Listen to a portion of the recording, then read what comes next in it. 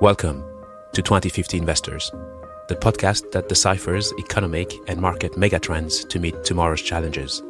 I'm Kokou Agbo-Bloua. I head up economics, cross-asset, and quant research at Société Générale. In each episode of 2050 Investors, I'll investigate a key megatrend that relates to the economy, the planet, markets, and you.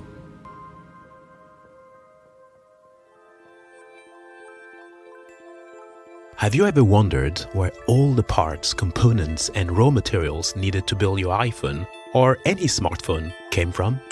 In other words, what would the DNA sequencing of our dear friend Siri look like? Stay away from me. Okay, don't worry, this is not an autopsy. Like many tech companies, Apple works with suppliers across 43 countries and 6 continents. This is the result of international trade and globalization, which really took off at the beginning of the 19th century. The outcome of a long process of global collaboration, coordination, logistical ingenuity, and trade agreements and disagreements. It did have its share of ups and downs, waves of protectionism followed by liberalism ideology. It survived 2 world wars and many pandemics. These trade relationships are today weaved into complex supply chains that resemble a massive spider web encircling the world. The history of international trade reminds me of Jules Verne's adventure novel, Around the World in 80 Days. Written in 1872, during the Victorian times in the heydays of the British Empire. Traveling the known world in less than 3 months was in the realm of grand adventures and discovery at that time. Something we take for granted today. Clearly, globalization and international trade have contributed to a significant increase in global GDP and wealth creation, lifting billions of people out of poverty, improving living standards for many, increasing productivity and profitability for multinational corporations, thanks to liberalism winning over mercantilism or protectionism. It was powered by economic principles such as comparative advantage and economies of large scale. We enjoy many benefits, vast choices of consumer goods and services at our fingertips, access to culture, information, food, music, electronics, and the ability to work with colleagues around the world thousands of miles away. But behind every human story and history, there is a dark, carbonated side.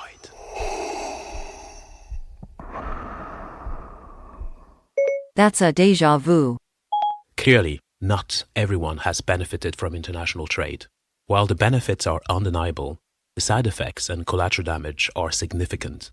Job losses, exploitation of cheap labor to modern slavery, trade wars, governance and regulatory arbitrage, inequality, pollution, nationalism, the cult of shareholder returns at the expense of other stakeholders, as discussed in the Green versus Greed episode.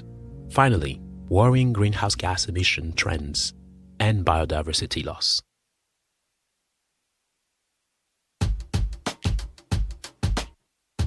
This leads to the following questions. What is the future of international trade? After Brexit, the war in Ukraine, and the COVID-19 pandemic, are we at the beginning of the end of globalization, where a future Phileas Fogg would be more incentivized to stay at home and circle the world in the metaverse in 80 seconds? Will new trends such as reshoring be an evolution or a revolution of supply chain networks, with more focus on resilience and sustainability? Can we decarbonize international trade via regulation such as carbon border adjustment tax? And finally, will international trade have a more strategic and ethical role to play in helping developing nations cope and adapt to the dire consequences of climate change? Let's start our investigation. First, let's examine you, Siri. You are in a sense the poster child of globalization and international trade. Me? Really? How so? Well, the materials needed for an iPhone, according to Statista.com, include aluminum, carbon, iron, silicon, copper, cobalt, hydrogen, chrome, and nickel, to name just a few, from Peru, Chile, the DRC, Mongolia, etc. Does that mean I'm special? Well, your physical body, the iPhone, was created by a network of companies and materials from literally all around the world. The processor, wireless receiver, 5G modem were made in the US, the camera and flash memory in Japan, the Wi-Fi module and battery in China, the display screen in South Korea, and the list goes on. Around the world, around the world. It's the result of humans' extraordinary technological innovation and ability to connect, cooperate, and trade. But unfortunately, this is also the story of the original sin. As in your apple with Adam and Eve or my Steve Jobs apple. Haha, no. The original sin of CO2 emissions, of burning fossil fuels, and the inexorable rise in greenhouse gas emissions. International trade now accounts for 20 to 30% of global emissions. That is roughly 13 billion tons of CO2 equivalent, or the entire greenhouse gas emissions of China in 1 year. The carbon footprint of one iPhone 13 is 64 kilograms of CO2 equivalent, according to greenly.earth.com. That's still less than 1 kilogram of beef when you include methane at 71 kilograms of CO2 according to ourworldindata.org. We discussed this in the carbon-free calories episode. Fair point. I'm going vegetarian.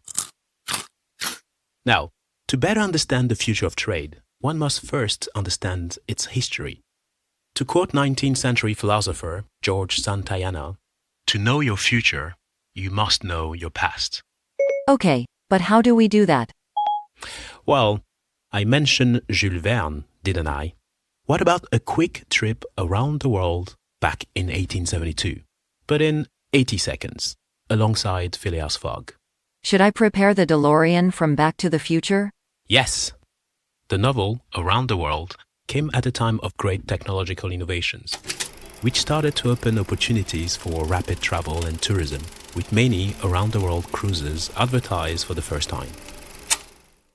3 very important breakthroughs made such a journey possible, a feat that was previously reserved for only the most heroic and hardy of adventurers.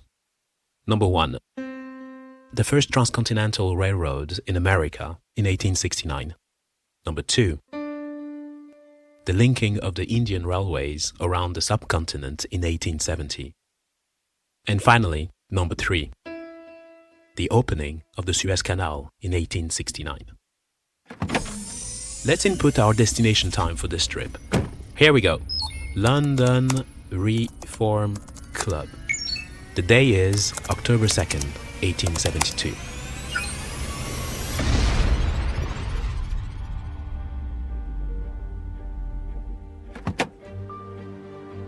Here is Phileas Fogg, a wealthy English gentleman who is living a solitary life in London. Look, he's just accepted a wager for £20,000, half his fortune, to complete a journey around the world as suggested by an article in the Daily Telegraph. There is a heated debate as to whether this would even be possible. To win the wager, he must return to the club on December 21st. We're now at the train station. The train is about to depart. It's 8:45 p.m. Phileas Fogg and Jean Passepartout, his valet, are starting their journey.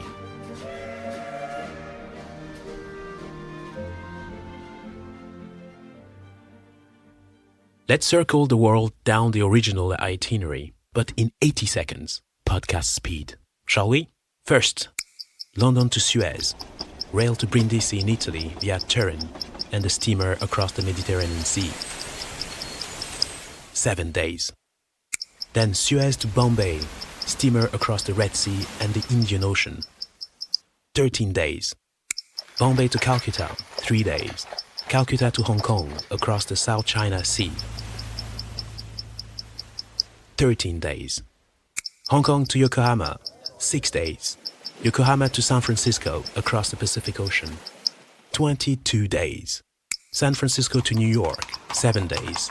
And New York to London, 9 days. We did it! 80 days in 80 seconds. But their plan did not go exactly according to plan. They made it safely in the end, though. Well, you know that 1.5 centuries later, The Guinness Book World Record for traveling all 7 continents was done in just 3 days, 14 hours and 46 minutes. That's correct. Those who sit in the International Space Station will only take 93 minutes to circle Earth's 40,000 kilometers circumference at a speed of 27,000 kilometers per hour. Now, what was the point of going through this itinerary, you may ask? Well, it is a good illustration of the path taken every minute of every day, 24/7, by components needed to build a car or a Boeing 747, soft or hard commodities that get traded around the world, consumer goods we order via Amazon. The same goes for billions of people every day and for financial transactions, information flows, and ideas that zigzag the planet at an exponential rate. Should we discuss some numbers on international trade and some real history and not novels? All right. According to Statista.com, global trade is today worth $22.3 trillion, a historical high. That's 25% of global GDP. I found some great insights on our worldindata.org, an article entitled Trade and Globalization. Here are some key takeaways. From a historical perspective, there have been 2 waves of globalization. The first wave started in the 19th century and came to an end with the beginning of the First World War. The second wave started after the Second World War and is continuing. Then, trade transactions include both goods and services, such as tourism and financial services. 30% of the value of global exports comes from foreign inputs. 2 important economic theories have played a major role in understanding the benefits of international trade. The first is the principle of comparative advantage. Its origin stems from the British School of Classical Economics founded by Adam Smith in the 18th century, with his famous work, The Wealth of Nations, in 1876. David Ricardo then expanded on his ideas and developed them into the principle of comparative advantage. It argues that all nations can gain from trade if each specializes in producing what they are relatively more efficient at producing. The second theory is the sources of economies of large-scale production. An article from Britannica.com on international trade summarizes it well. For many products, there are advantages in producing on a large scale. Costs become lower as more is produced. Thus, for example, automobiles can be made more cheaply in a factory producing 100,000 units than in a small factory producing only 1,000 units. This means that countries have an incentive to specialize to reduce costs. But how much do countries trade? Our World in Data has great insights. The trade openness around the world is calculated as the ratio of total trade, exports plus imports, divided by the country's GDP. It shows the following. The world trade openness went from 25% to 55% from 1960 to 2020. The US from 10 to 22%, China and India from 10%, peaked at 50% in 2010, and then fell to 35 to 40%. What about the carbon footprint of trade? A report by the WTO entitled Trade and Climate Change makes some very interesting points on the carbon content of international trade. In past decades, greenhouse gas emissions generated by the production and transport of exported and imported goods and services have increased, and they represent today, on average, 20 to 30% of global greenhouse gas emissions. A few sectors, including energy and transportation, account for more than 75% of greenhouse gas emissions embedded in international trade. The international transport sector generates 12% of global greenhouse gas emissions.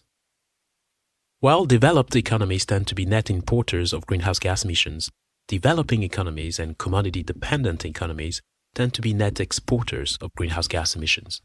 But hold on a second, Siri. We seem to have switched roles. You are supposed to be the one doing the searching, as you're more efficient. Remember the comparative advantage principle?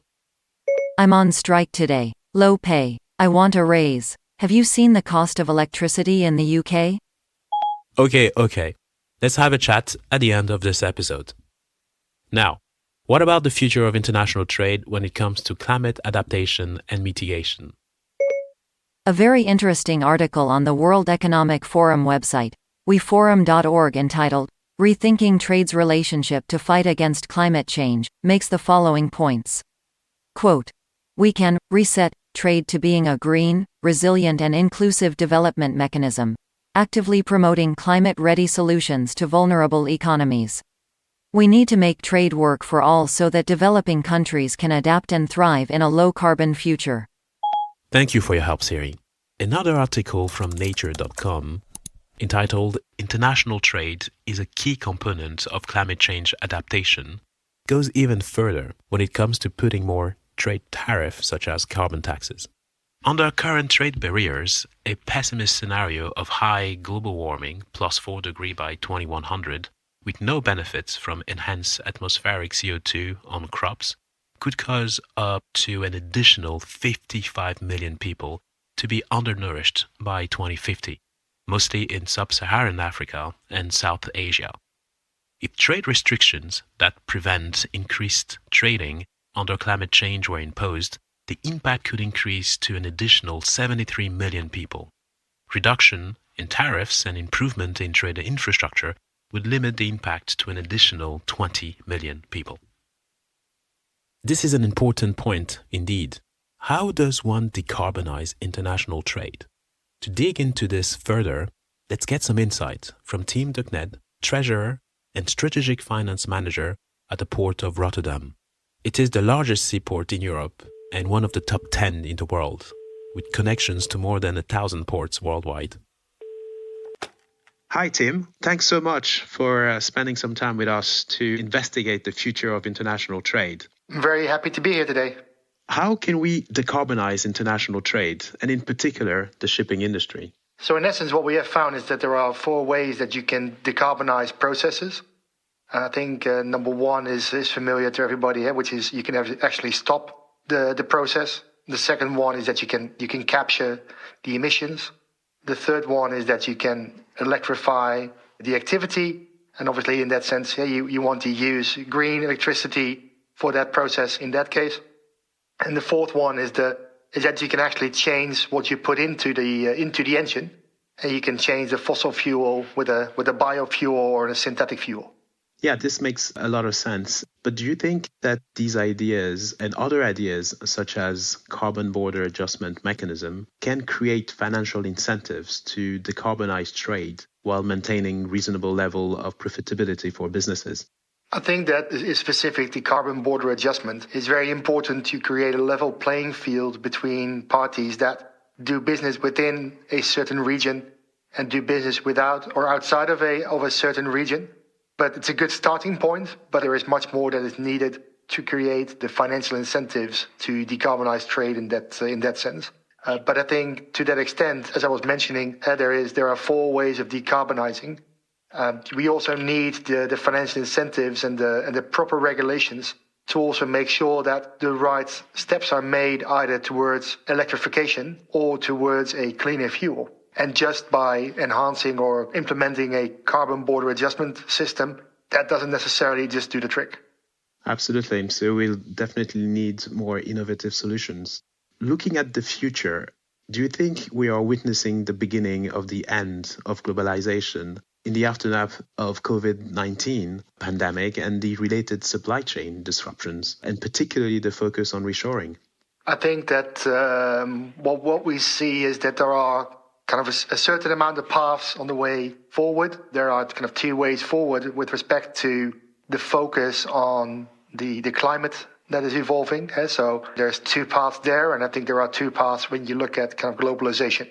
What we see is that the next couple of years will have either the chance to cooperate together and make this energy transition happen, or we can keep looking to each other and wait for the other party to take the next step in this process. The same goes where it comes for supply chain disruptions. We also see there that obviously we all have a role to play within these disruptions. We need to work together to make things better for each other. The last couple of months, where we've seen some of the challenges that are related to the Eastern European situation, has shown that we are not just on a logistical supply chain dependent on each other, but also on an energy supply chain very much dependent on each other. And I think that it's important that we work together in that sense. It's not necessarily the end of globalization. I think what we're looking at is a a different form and a different way of cooperation, so that actually we all benefit in the same manner, and it's not just kind of one benefiting over the other. And I think it's an adjustment to globalization.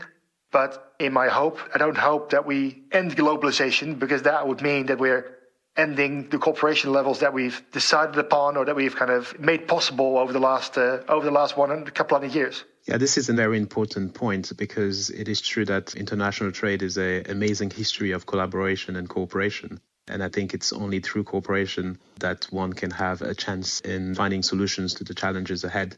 So if you have to project yourself in 2050, for example, what will international trade look like? To the point you just made, is this going to be an evolution or a revolution? Again, as I was mentioning, I think there are two paths forward, and I'm hoping that we'll be on the path where we actually collaborate to create international trade, which is beneficial to all, which means that we actually need to integrate steps within the process, within the supply chain, rather than disintegrate. So the disintermediation that has happened over the years, where everybody looks to optimize their individual step in the international trade process, has brought us a lot of benefits on a local level and even on an individual company level, but has not necessarily benefited us as a society as much as it could have. If we are able to really make that jump and look at how the supply chain could collaborate properly in a way that actually benefits all parties in that supply chain equally, that will very much help us to create also a more stable order in that sense, and also ensure that the challenges that we've seen the last couple of years also kind of hopefully disappear in that sense. Yeah, so in a nutshell, making sure international trade plays its part when it comes to ESG, so in environmental factors, social and societal factors, and also governance to some extent, in addition to the climate and environmental challenges. One last question for you. In terms of conflicts and geopolitics, do you think that the world is increasingly becoming unstable? And if that's the case, what is the effect on international trade? I think that the world is not necessarily becoming increasingly more unstable. What we see is that the world is becoming increasingly more connected. And obviously, we know a lot more about each other than we ever have. And there's obviously a lot of focus on efficiency and also speed and security in that system. If there are individual challenges, like for instance what we see now with the supply chain situations in China, in Russia and Ukraine, with the energy situations, small changes or small disruptions can have major effects on the long run. And I think that is one of the elements where we need to really ensure that we manage the system properly, and so that we also know that if adjustments need to be made on a local or regional level, we're able to compensate for those on a local and a regional level, so that we ensure that the disruptions on a national or even an international level are minimized as much as possible. Absolutely. Probably a final one. The Port of Rotterdam in 2050. What do you see its role, and how would it look like? So what I always tell my colleagues is that the Port of Rotterdam as a logistical and energy hub is very much similar to a marketplace. And so there's a lot of parties that are producing and bringing goods to the marketplace. There's a lot of parties that are consuming and obviously taking goods from the marketplace. There needs to be proper infrastructure to support that marketplace, and there needs to be sufficient capacity for storage. And I'm hoping that the marketplace that we have created, both physical and digital to date, will play a similar role in the future, and in that way enable people, enable businesses to continue the path towards the economic prosperity that we've set each other, in balance with some of the more climate, social and governance challenges that we've had over the last couple of years, that we will see for the next couple of decades as well. So my hope is that the balance that we've struck over the last couple of decades will manage to keep that balance in the next few, and in that way keep the prosperity in Europe going as it is. That's fascinating. Thanks a lot, Tim, for these incredible insights, and looking forward to catching up at some point, who knows, at the Port of Rotterdam in one of my future trips.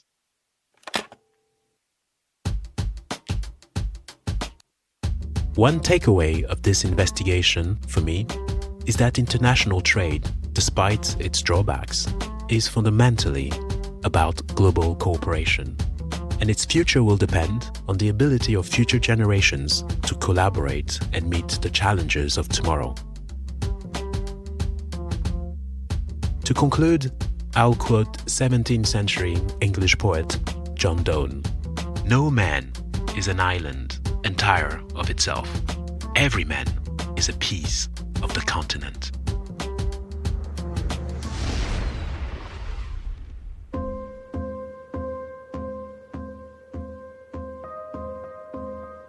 Thank you for listening to this episode of 2050 Investors. And thanks to our guest for his great insights.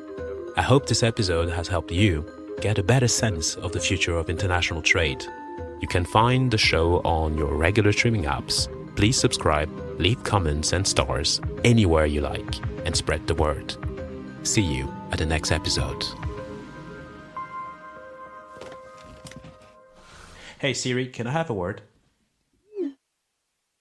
While the following podcast discusses the financial markets, it does not recommend any particular investment decision.